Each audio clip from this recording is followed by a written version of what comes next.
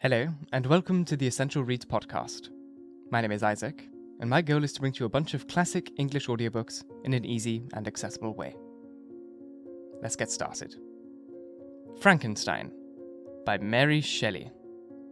Chapter 24.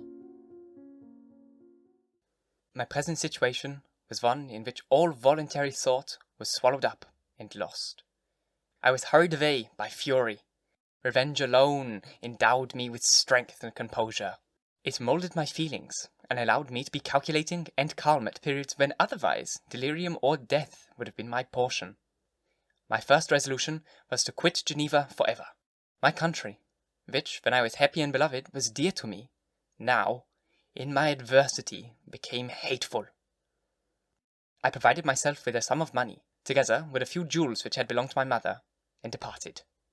And now my wanderings began, which are to cease but with life. I have traversed a vast portion of the earth, and have endured all the hardships which travellers in deserts and barbarous countries are wont to meet. How I have lived, I hardly know. Many times I stretched my failing limbs upon sandy plain, and prayed for death. But revenge kept me alive. I dared not die, and leave my adversary in being. When I quitted Geneva, my first labour was to gain some clue by which I might trace the steps of my fiendish enemy. But my plan was unsettled, and I wandered many hours round the confines of the town, uncertain what paths I should pursue. As night approached, I found myself in the entrance of the cemetery where William, Elizabeth, and my father reposed. I entered it, and approached the tomb which marked their grave.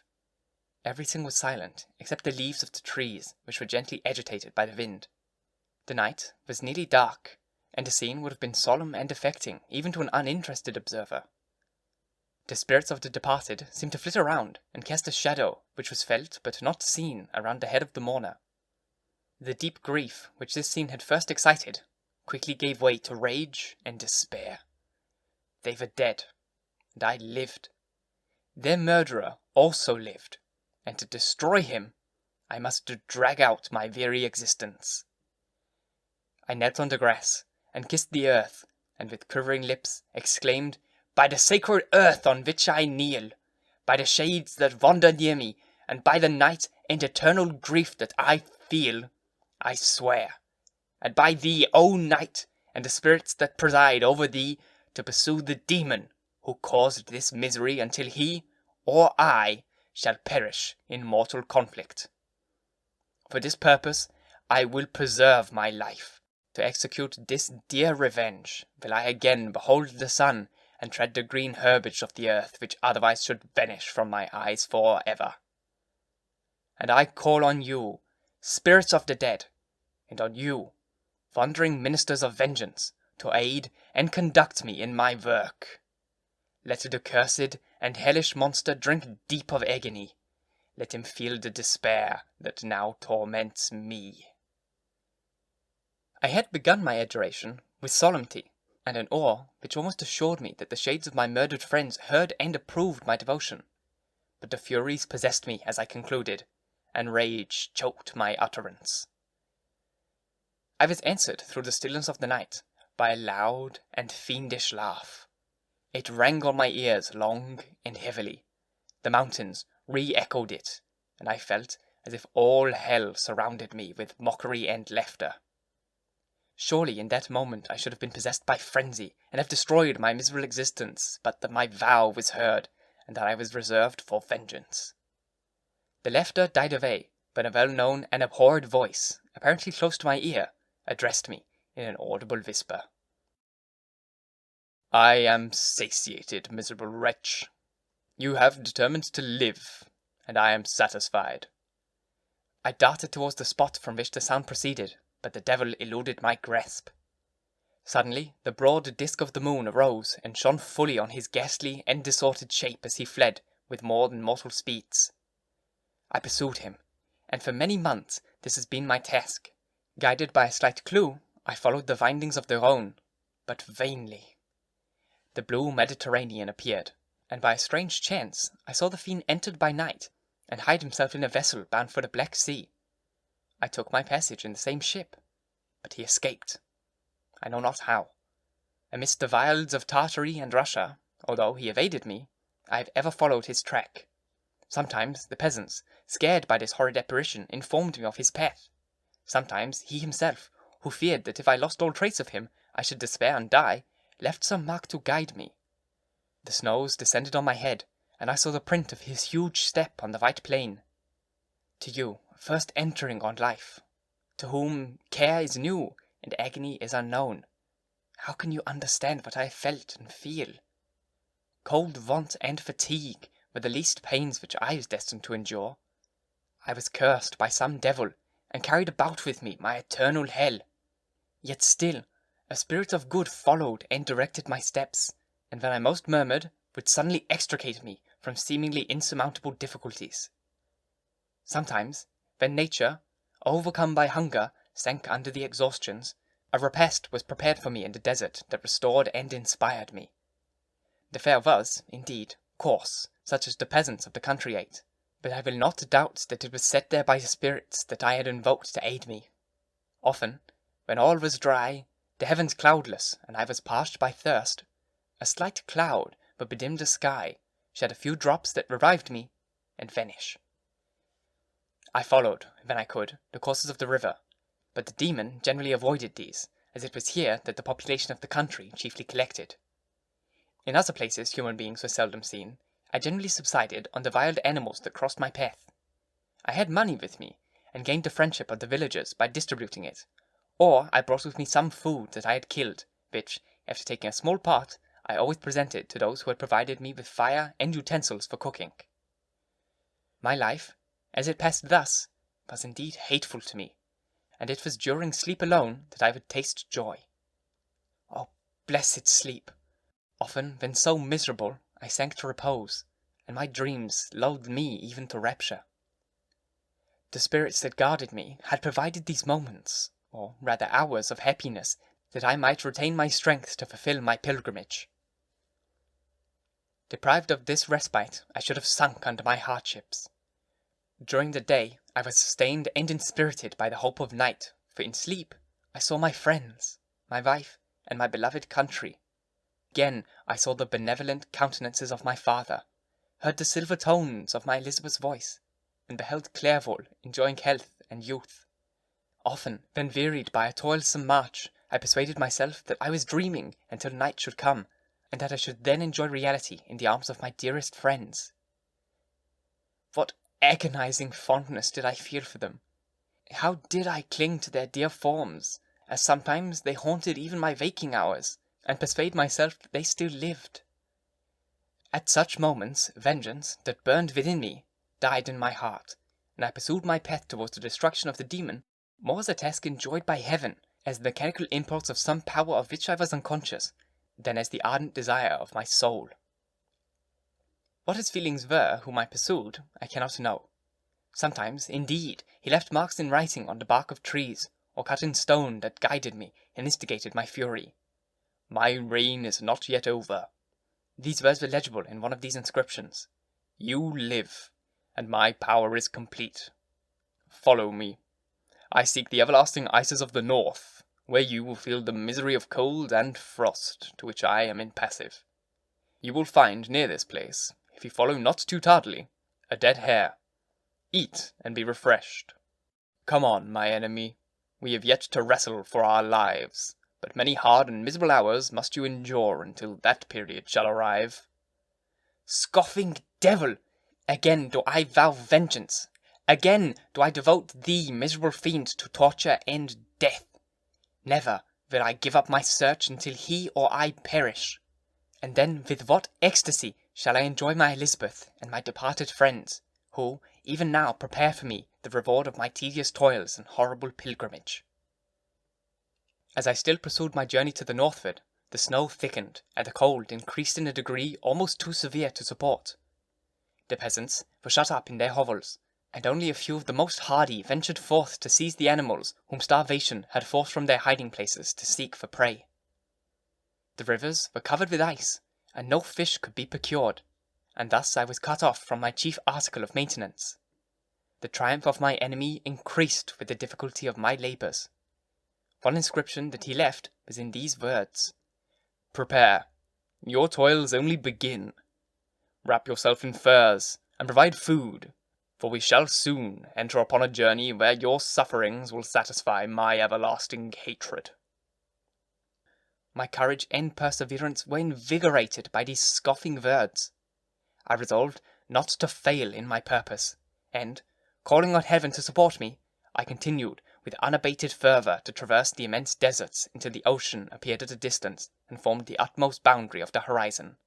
Oh, how unlike it was to the blue seasons of the south! Covered with ice, it was only to be distinguished from land by its superior wildness and ruggedness. The Greeks wept for joy when they beheld the Mediterranean from the hills of Asia, and held with rapture the boundary of their toils. I did not weep, but I knelt down, and, with full heart, thanked my guiding spirits for conducting me in safety to the place where I hoped, notwithstanding my adversary's gibe, to meet and grapple with him. Some weeks before this period, I had procured a sledge and dogs, and thus traversed the snows with inconceivable speed. I know not whether the fiend possessed the same advantages, but I found that, as before I had daily lost ground in the pursuit, I now gained on him, so much so that when I first saw the ocean, he was but 1 day's journey in advance, and I hoped to intercept him before he should reach the beach. With new courage, therefore, I pressed on, and, in 2 days, arrived at the wretched hamlet on the seashore. I inquired of the inhabitants concerning the fiend, and gained accurate information. A gigantic monster, they said, had arrived the night before, armed with a gun and many pistols, putting to flight the inhabitants of a solitary cottage through fear of his terrific appearance. He had carried off their store of winter foods, and placing it in a sledge, to draw which he had seized on a numerous drove of trained dogs, he had harnessed them, and the same night, to the joy of the horror-struck villagers, he pursued his journey across the sea in a direction that led to no land, and they conjectured that he must speedily be destroyed by the breaking of the ice, or frozen by the eternal frosts. On hearing this information, I suffered a temporary access of despair. He had escaped me, and I must commence a destructive and almost endless journey across the mountainous ices of the ocean, amidst cold that few of the inhabitants could long endure, and which I, the native of a genial and sunny climate, could not hope to survive. Yet, at the idea that the fiend should live and be triumphant, my rage and vengeance returned, and like a mighty tide, overwhelmed every other feeling. After a slight repose, during which the spirits of the dead hovered round and instigated me to toil and revenge, I prepared for my journey. I exchanged my land sledge for one fashioned in the inequalities of the frozen ocean, and purchasing a plentiful stock of provisions, I cannot guess how many days have passed since then, but I have endured misery which nothing but the eternal sentiment of a just retribution burning within my heart could have enabled me to support. Immense and rugged mountains of ice often barred up my passage, and I often heard the thunder of the ground sea which threatened my destruction. But again the frosts came, and made the pass of the sea secure. By the quantity of provisions which I had consumed, I should guess that I had passed 3 weeks in this journey, and the continual protection of hope, returning back upon the heart, often wrung bitter drops of despondency and grief from my eyes. Despair had indeed almost secured her prey, and I should soon have sunk beneath this misery. Once, after the poor animals that conveyed me with the incredible toil gained the summit of a sloping ice mountain, and one, sinking under his fatigue, died, I viewed the expanse before me with anguish. Then suddenly, my eye caught a dark speck upon the dusky plain. I strained my sight to discover what it could be, and uttered a wild cry of ecstasy when I distinguished a sledge, and the distorted proportions of a well-known form within. Oh, with what burning gush did my hope revisit my heart! Warm tears filled my eyes, which I hastily wiped away, that they might not intercept the view I had of the demon, but still my sight was dimmed by the burning drops, until, giving way to the motions that oppressed me, I wept aloud. But this was not time for delay. I disencumbered the dogs of their dead companion, gave them a plentiful portion of food, and after an hour's rest, which was absolutely necessary, and yet which was bitterly irksome to me, I continued my route. The sledge was still visible, Nor did I again lose sight of it, except at the moments when for a short time some ice rock concealed it with its intervening crags. I indeed perceptibly gained on it, and when, after nearly 2 days' journey, I beheld my enemy at no more than a mile distant, my heart bounded within me. But now, when I appeared almost within grasp of my foe, my hopes were suddenly extinguished, and I lost all trace of him more utterly than I had ever done before. A ground sea was heard. The thunder of its progress, as the waters rolled and swelled beneath me, became every moment more ominous and terrific. I pressed on, but in vain. The wind arose, the sea roared, and, as with the mighty shock of an earthquake, it split and cracked with a tumultuous and overwhelming sound. The work was soon finished. In a few minutes the tumultuous sea rolled between me and my enemy, and I was left drifting on a scattered piece of ice that was continually lessening, and thus preparing me for a hideous death. In this manner many appalling hours passed. Several of my dogs died, and I myself was about to sink under the accumulation of distress, when I saw your vessel riding at anchor and holding forth to me hopes of succour and life. I had no conception that vessels ever came so far north, and was astounded at the sight. I quickly destroyed part of my sledge to construct oars, and by these means was enabled, with infinite fatigue, to move my ice raft in the direction of your ship. I had determined, if you were going northward, to still trust myself to the mercy of these seas rather than abandon my purpose.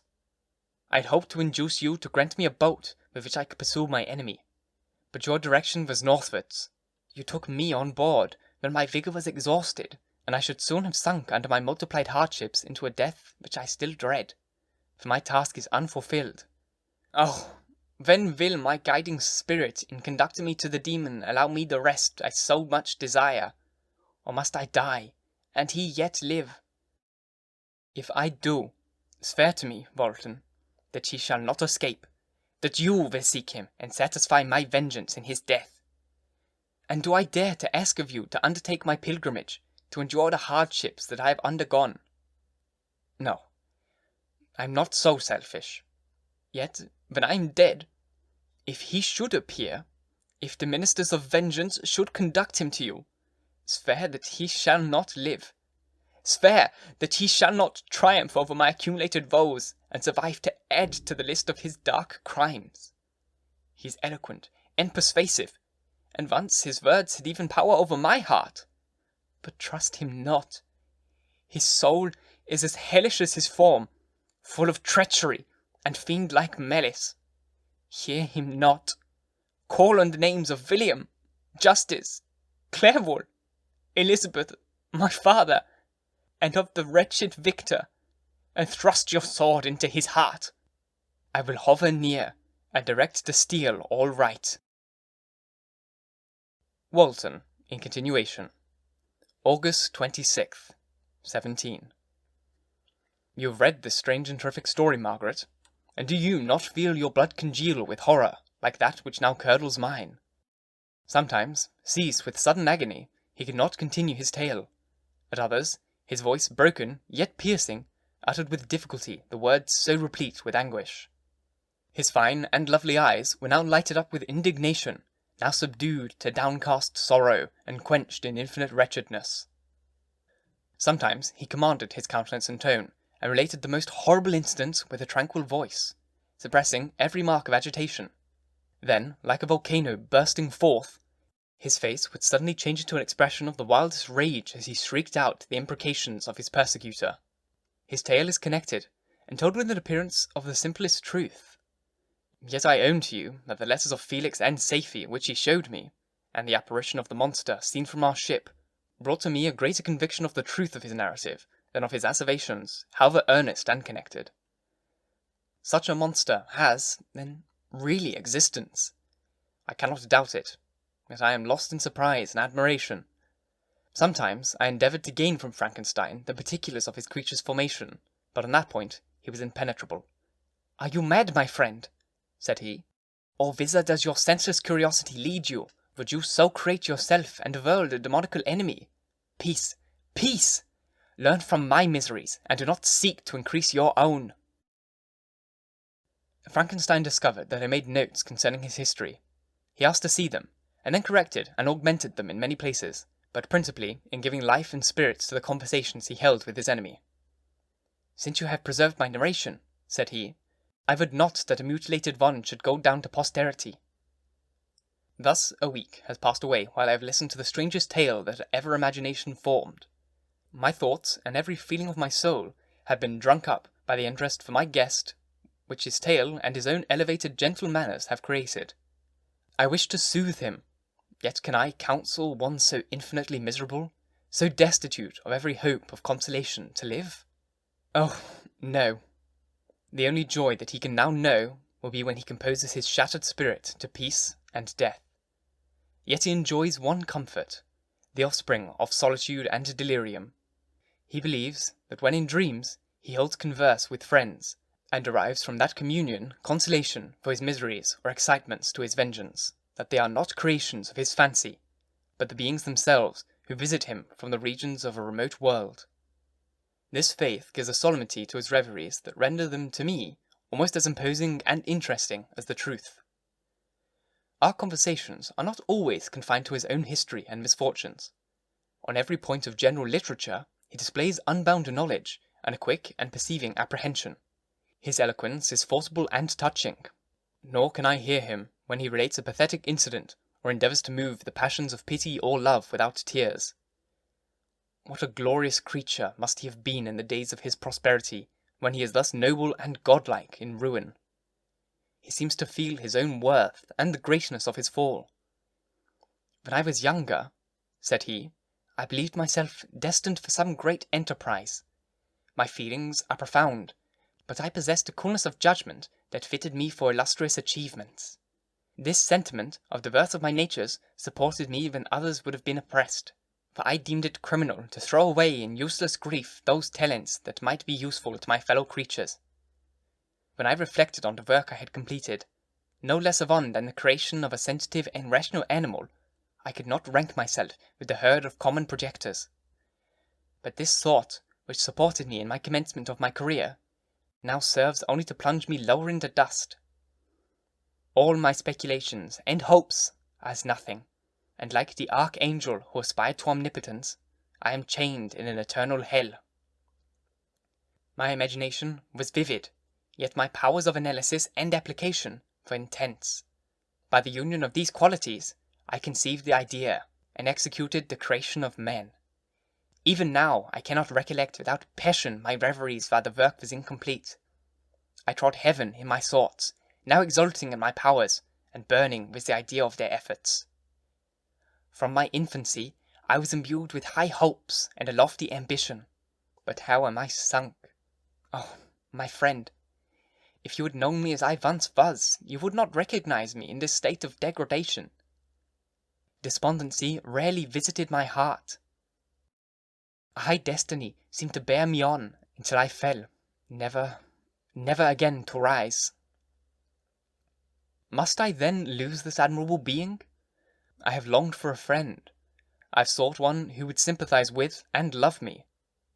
Behold, on these desert seas I have found such a one, but I fear I have gained him only to know his value, and lose him. I would reconcile him to life, but he repulses the idea. I thank you, Walton, he said, for your kind intentions towards so miserable a wretch, but when you speak of new ties and fresh affections, think you that any can replace those who are gone?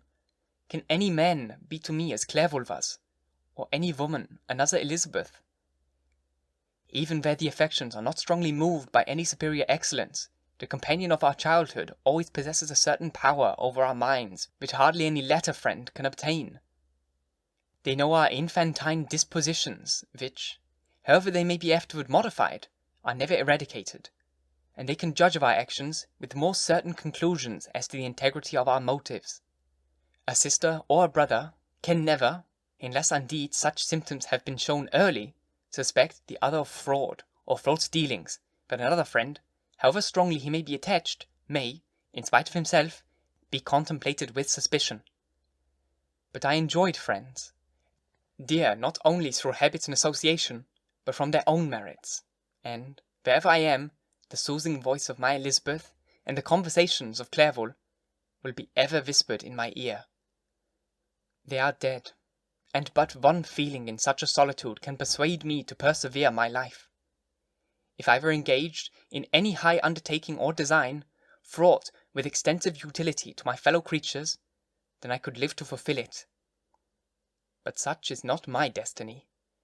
I must pursue and destroy the being to whom I gave existence. Then my lot on earth will be fulfilled, and I may die. My beloved sister, September 2nd. I write to you, encompassed by peril, and ignorant whether I am ever doomed to see again dear England, and the dearer friends that inhabit it. I am surrounded by mountains of ice, which admit of no escape, and threaten every moment to crush my vessel. The brave fellows, whom I have persuaded to be my companions, look towards me for aid, but I have none to bestow. There is something terribly appalling in our situation, yet my courage and hopes do not desert me. Yet it is terrible to reflect that the lives of all these men are endangered through me. If we are lost, my mad schemes are the cause. And what, Margaret, will be the state of your mind?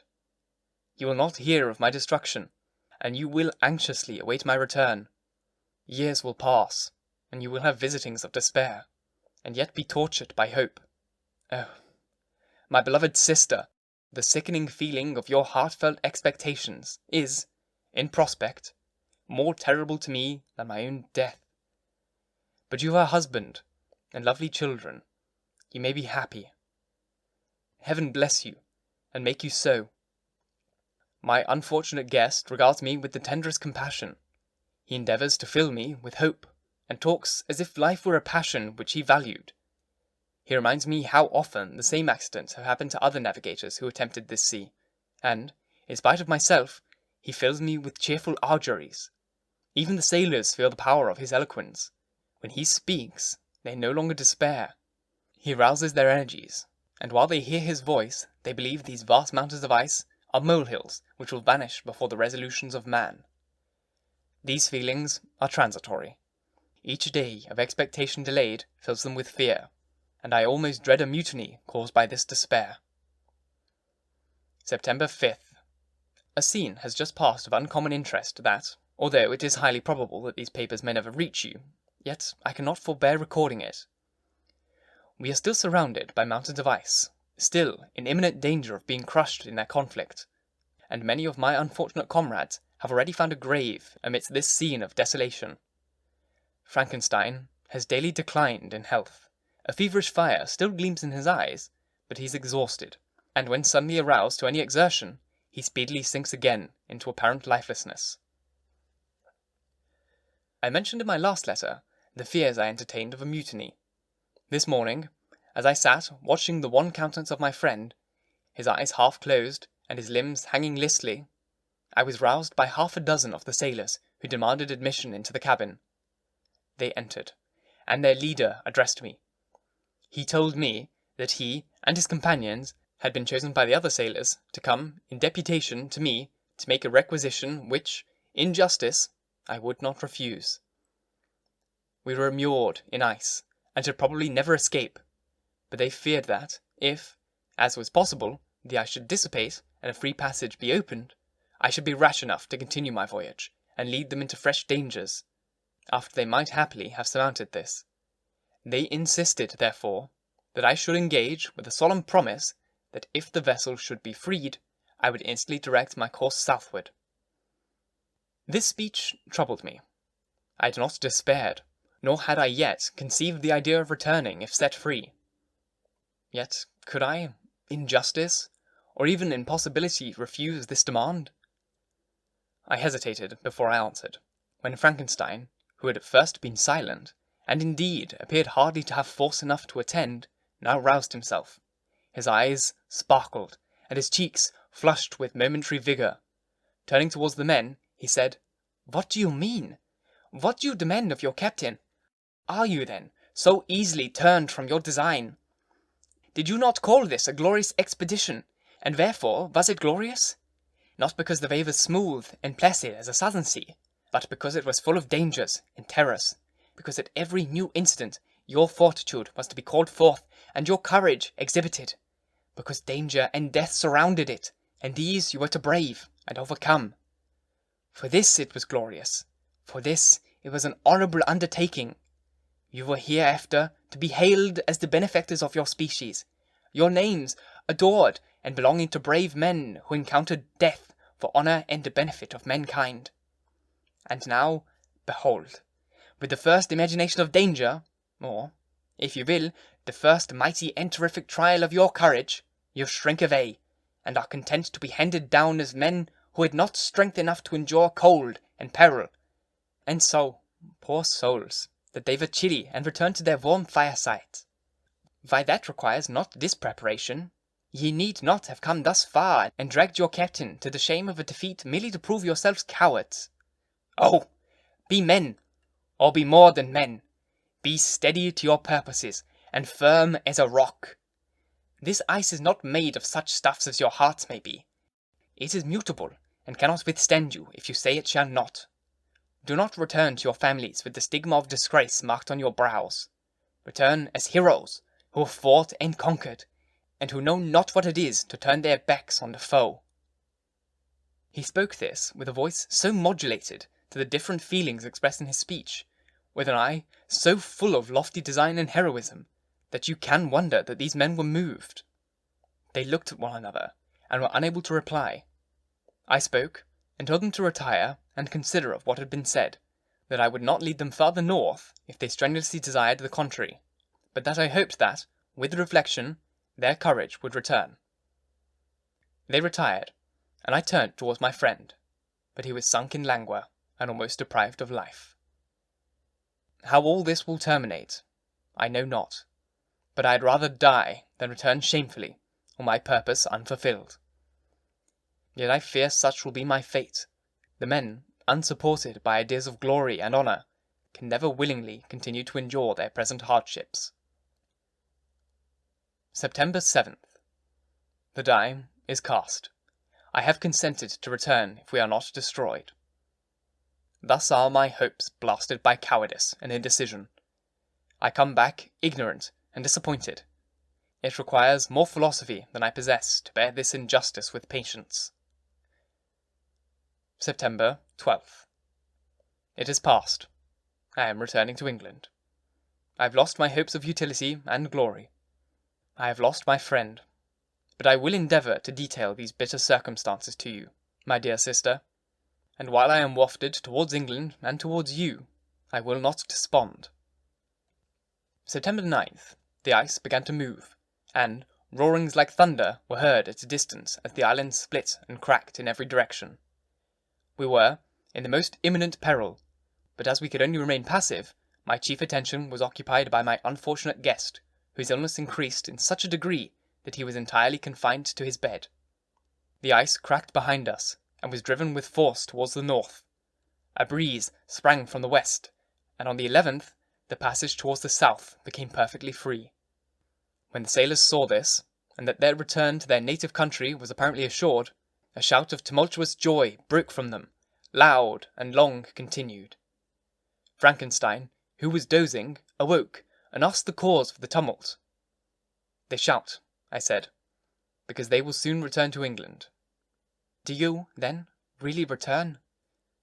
"Alas, yes. I cannot withstand their demands. I cannot lead them unwillingly to danger, and I must return." "Do so, if you will, but I will not.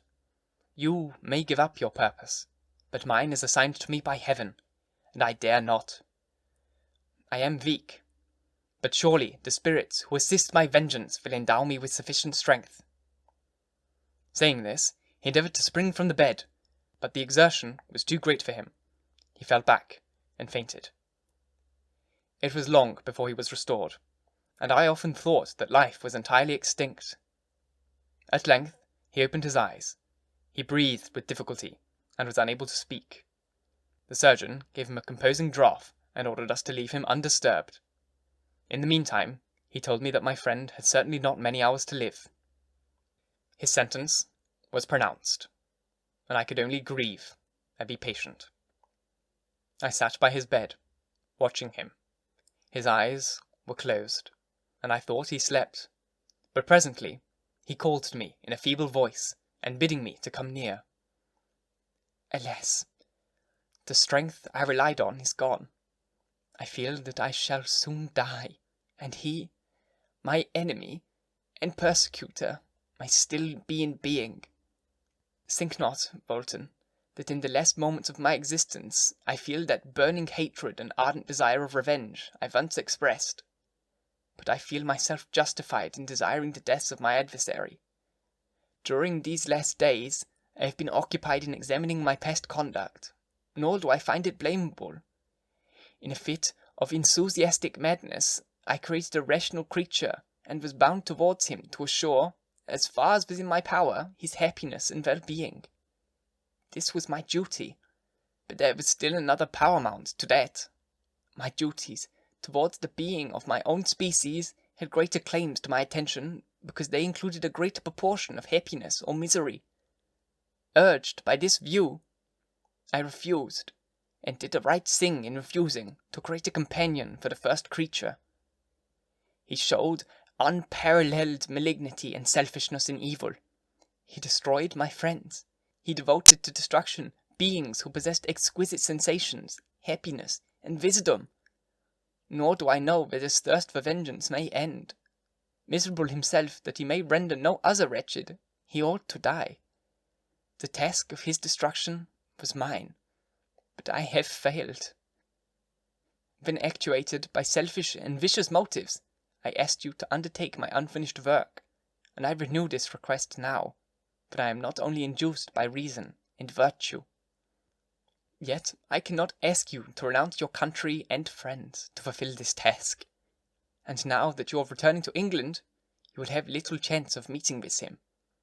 But the consideration of these points, and the well-balancing of what you may esteem your duties, I leave to you. My judgment and ideas are already disturbed in the near approach of death. I dare not ask you to do what I think right, for I still be misspelled by passions.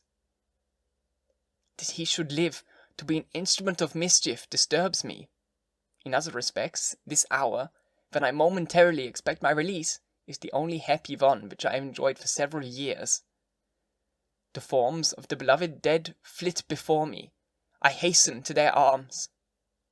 Farewell, Walton.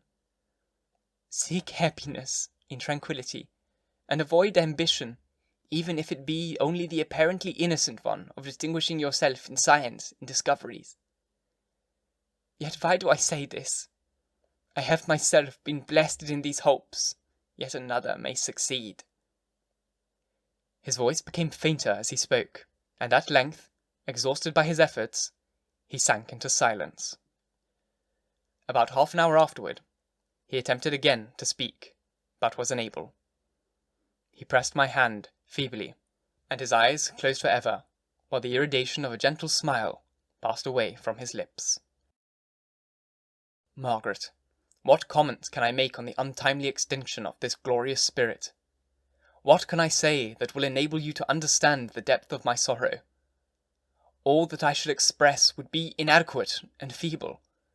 My tears flow. My mind is overshadowed by a cloud of disappointment.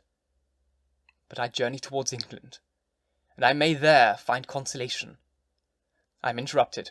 What do these sounds portend? It is midnight. The breeze blows fairly, and the watch on the deck scarcely stir. Again there is the sound of a human voice, but hoarser.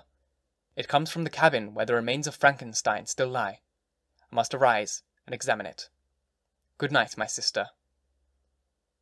Great God! What a scene has just taken place! I am yet dizzy with the remembrance of it. I hardly know whether I shall have the power to detail it, yet the tale which I have recorded would be incomplete without this final and wonderful catastrophe. I entered the cabin, where lay the remains of my ill-fated and admirable friend.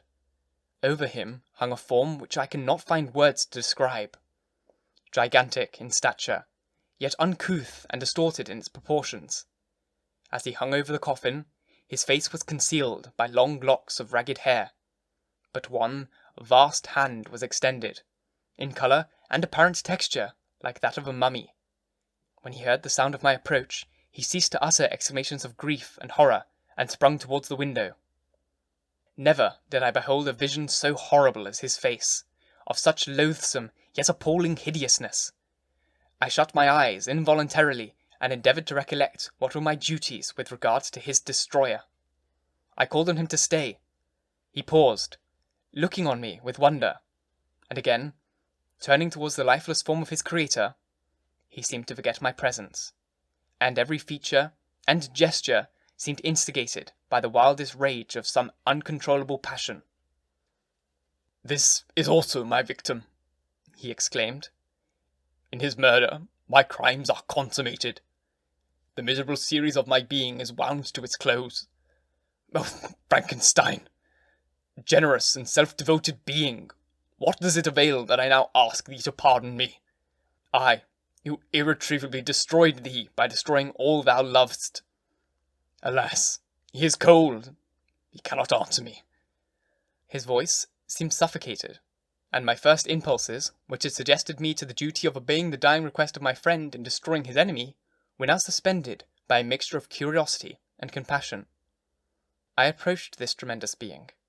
I dared not again raise my eyes to his face. There was something so scarring and unearthly in his ugliness.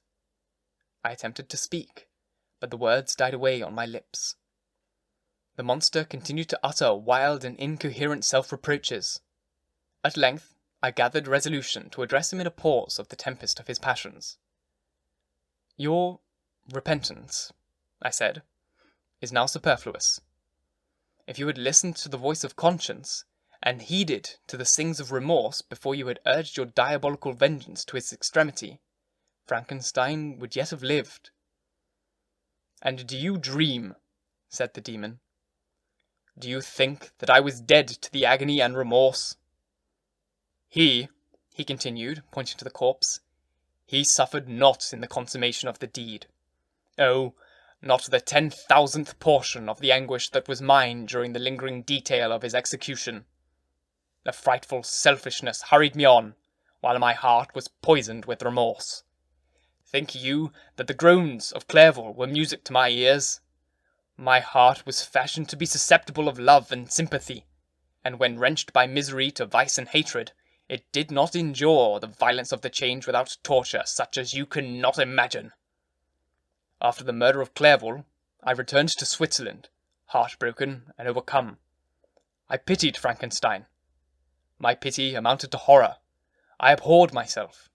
But when I discovered that he, the author at once of my existence and of its unspeakable torments, dared to hope for happiness, that while he accumulated wretchedness and despair upon me, he sought his own enjoyment in feelings and passions from the indulgence of which I was forever barred, then important envy and bitter indignation filled me with insatiable thirst for vengeance. I recollected my threat, and resolved that it should be accomplished. I knew that I was preparing myself for a deadly torture, but I was the slave, not the master, of an impulse which I detested, yet could not disobey. Yet when she died, nay, then I was not miserable. I had cast off all feeling, subdued all anguish, to riot in the excess of my despair. Evil, thenceforth, became my good. Urged thus far, I had no choice but to adapt my nature to an element which I had willingly chosen. The completion of my demoniacal design became an insatiable passion, and now it is ended. There is my last victim. At first, I was touched by the expression of his misery, yet, when I called to mind what Frankenstein had said of his powers of eloquence and persuasion, and when I again cast my eyes on the lifeless form of my friend, indignation rekindled within me. "Wretch!" I said, "it is well that you come here to whine over the desolation that you have made. You throw a torch into a pile of buildings, and when they are consumed, you sit among the ruins and lament the fall. Hypocritical fiend! If he, whom you mourn, still lived, still would he be the object. Again he would become the prey of your accursed vengeance. It is not pity that you feel. You lament only because the victim of your malignity is drawn from your power." "Oh, it is not thus, interrupted the being. Yet such must be the impression conveyed to you by what appears to be the purport of my actions. Yet I seek not a fellow feeling in my misery.